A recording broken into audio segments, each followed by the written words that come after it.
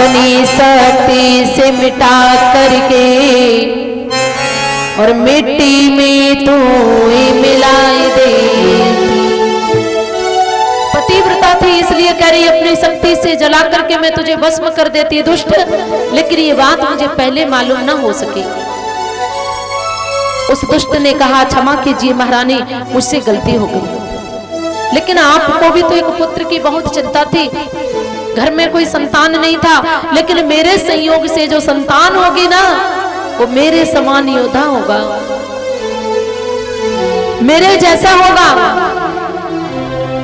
लेकिन याद रहे संतों को, ब्राह्मणों को और भगवान के प्रिय भक्तों को सदैव कष्ट देने वाला होगा। ऐसा तुम्हारे उधर से जो बालक पैदा होगा उसके ये लक्षण हैं। और हाँ, इंद्र जैसे राजा भी उसके सामने रड से पीठ दिखा करके भाग जाएंगे।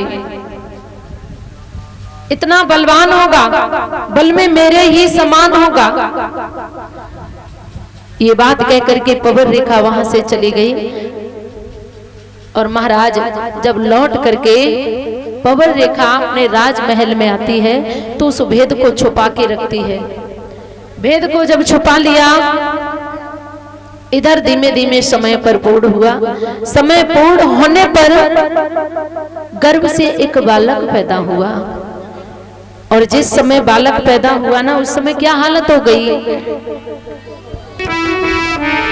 कि पैदा होते ही बालक के और याद ही, बोलो लक्ष्मण ईश्वरीपुरा से 50 रुपए। एक पेन लेके लिख दिया करो, लेकिन ये लक्ष्मण ईश्वरीपुरा से 50 रुपए से सम्मानित कर रहे हैं, बहुत बहुत धन्यवाद। कि पैदा होते ही बालक के और याद ही तूफान मचाने लगी।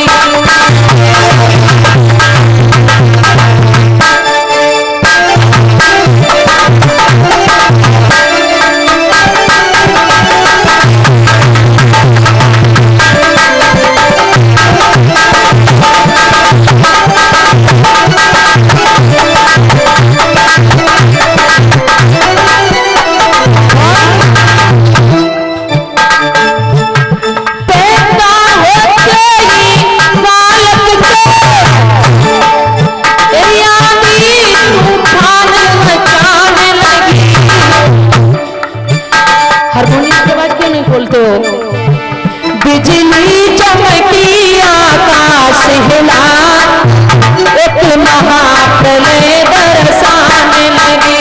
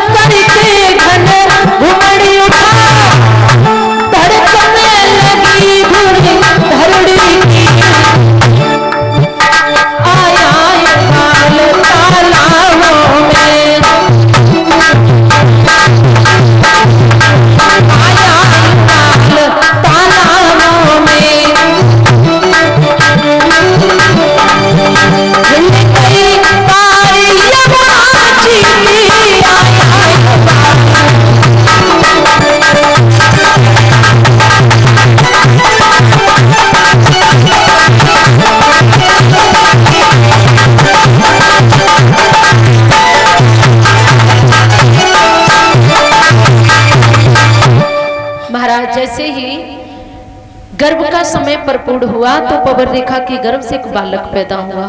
इतना भयंकर समय हो गया, आकाश मार्ग में बिजली तड़पने लगी, बादल की गर्जना शुरू हो गई